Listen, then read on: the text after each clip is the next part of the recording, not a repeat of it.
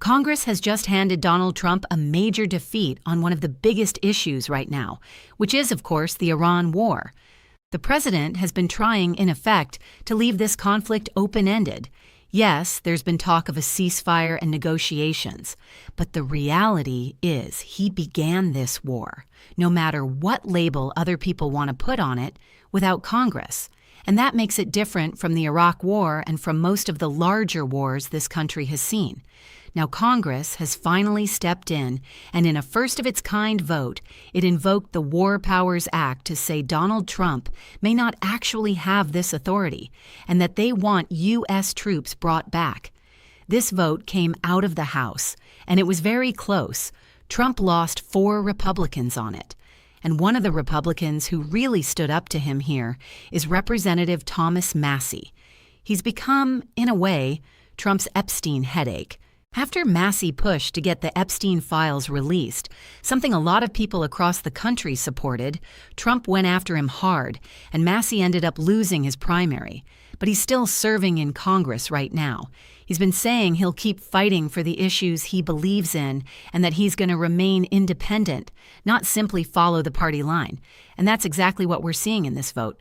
So I want to walk through a couple of things today. I'm Ari Melber, news anchor, and we were just covering this. You can always subscribe for my updates. But this is a really significant moment because on an issue as serious as war, Congress is now pushing back against the president. Most of the votes against him came from Democrats, which may not surprise people. But 4 Republicans also joined in, including Congressman Massie. And this points to something bigger that's starting to shift, and it may matter beyond just the war itself. Some people are worried about the war because of gas prices and the way it hits everyday life. Others are saying, hold on, didn't Trump campaign on ending forever wars? Who exactly was asking to suddenly start a war with Iran? And the energy crunch people are talking about is happening because this war was started. If that hadn't happened, we wouldn't be dealing with that problem in the same way. So there are several reasons people oppose this policy. But looking at the bigger picture, I've covered the Trump era from the very beginning. I was out at his rallies as a reporter back in 2016 when he was making those promises, and a lot of people didn't think he could actually win. Now we're in a second Trump term, and a lot has changed. But one thing you've heard again and again is that Republicans never really stand up to him. Part of that is because of what happened to people like Tom Massie, who did stand up to him and eventually lost his seat over it. Though it's worth noting they had to spend more money on that primary than on any primary in American history. That tells you how much his Epstein work and his independence more broadly bothered Trump. It also tells you how expensive it was for them to take him down. But the old line has always been, well, nobody really stands up to Trump, and that's why he keeps getting his way. Something is changing now. We saw Massie push back on Epstein. We saw Republicans push back on Trump's tariffs, which later got paused in court. We've seen resistance to the ballroom project he once funded, the one where he's already done construction around the White House and moved against the East Wing. Republicans recently stripped some of that ballroom support out of a bill. He also wanted to create a taxpayer-funded pool of your money and give it to ex-convicts and other defendants who he claims were unfairly prosecuted. That idea is now being fought so hard that even the Attorney General is backing away from it. We don't know exactly where all of this ends, but the point is, this war vote is not happening by itself. It's coming alongside several other forms of pushback. You can think of congressional votes sometimes like a sort of prediction market or a couch for political signals. Members aren't always voting just for today. They're thinking about the future and what their political calculus tells them might happen.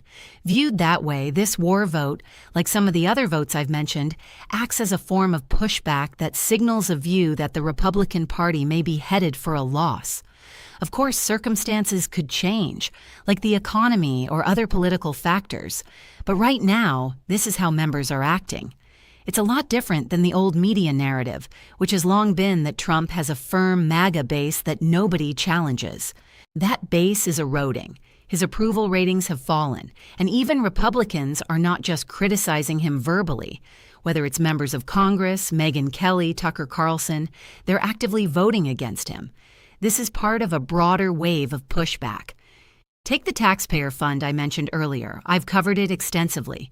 It was beyond the pale, probably illegal, for Trump to try to route government money to himself and then distribute it to others, including potentially ex-convicts. It sounds so extreme that people might question if it's true, but this was the real plan, and it has run into heavy resistance. Republicans, not just random individuals, but leaders like the Senate Republican leader, vocally criticized it. Courts have paused it, the IRS chief and the Attorney General have started backing off. Yet Trump, in typical fashion, tried to muddy the waters, saying, "Ask the lawyers. I still like it. I think it's a good idea." One former prosecutor even likened it to a money laundering scheme, taking money from taxpayers without congressional authorization and directing it to Trump's friends. And these aren't just political allies. Some of them have been investigated, convicted, or accused of wrongdoing, like the January 6th defendants. Many of them attacked police, democracy, and even lawmakers. That's the group that some of this money could have gone to. It's a highly controversial plan, and it's one of several instances where Trump's actions are meeting serious pushback from Congress and legal authorities alike. On another note, we've also seen a rare clash at CBS News. The network's veteran anchor and war correspondent, Scott P., criticized new management, aligned with MAGA-friendly figures, for injecting political bias and falsehoods into reporting, including on 60 Minutes. Coming from someone who's spent decades in the field, including war zones, these are serious allegations. He's not merely complaining, he claims he tried for months to work with management, but they attempted to interfere with editorial decisions on a program that is watched as widely as NFL games. If the management goes forward with this approach, they risk damaging the credibility of 60 Minutes, one of the most trusted brands in broadcast journalism. This matters because the same management could soon control CNN, HBO, and other major media outlets, shaping the public's view of events on a massive scale. It's unusual to see this level of credible pushback, and it raises broader questions about how media independence can survive when political influence reaches into top news organizations. As always, following these developments is crucial to understanding not just the story itself, but what it reveals about power, influence, and accountability in our society. Trump has often tried to blur lines and challenge norms, but this fund plan is just one example of a broader pattern where his initiatives meet resistance. He's attempted several projects where taxpayer money or government authority intersects with personal or political interests, and each time there's been pushback, the courts or officials have intervened. That's what makes this war vote part of a larger picture. It's not an isolated incident, but a signal of growing independence and scrutiny, especially within his own party. On the media front, the CBS situation highlights the stakes of editorial independence. Scott P., with decades of experience in reporting and war coverage, stepped forward to expose attempts by new management to manipulate reporting for political purposes. 60 Minutes has long been a respected brand, and tampering with its credibility isn't just about ratings, it threatens trust in journalism itself. This management's moves could extend to other major networks they may soon control, meaning their influence could reshape public understanding of critical issues. Observing how these conflicts play out gives insight not just into media dynamics, but into broader societal and democratic pressures, where pushback against powerful figures, whether in politics or media, signals shifts in authority, accountability, and public expectation. They didn't just want CBS or 60 Minutes because of the logo or the name. They wanted the credibility, and they wanted the reach. Look at the Nielsen ratings on any given week, and the top 10 is usually things like NFL games and 60 Minutes. So if the argument from Pelley and others is right, and if this new management damages 60 Minutes so badly that people stop watching it, so it's no longer this NFL-level event with a massive audience, and it loses credibility with serious people and people who pay attention to these spaces, then what exactly are they left with? They bought the house, but they may end up burning it all the way down to the foundation. And then what? You're just standing there with the land, having to build from the beginning again. I don't mean all of that is going to happen overnight, but I do think that's the big question here. And these are the same people looking ahead who, if this deal closes the way it's expected to, will control CNN, HBO, and a lot of the content, stories, and shows people rely on to understand what's happening in the world. So the stakes are very high.